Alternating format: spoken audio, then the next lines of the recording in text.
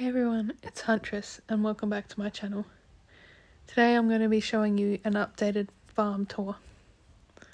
So currently I still have all my buildings around the edge of my farm, and now I've upgraded my crop area to have a path in between groups of 6.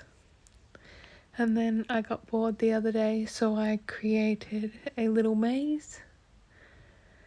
And I still have my trees here, and my bushes, and my bees and squirrels.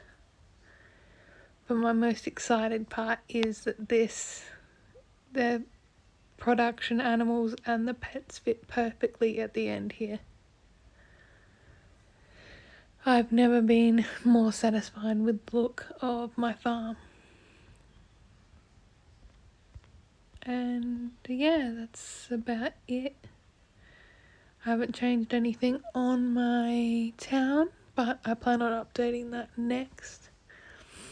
And yeah, that's it. Thanks for watching. Please like and subscribe, and I'll see you in the next video.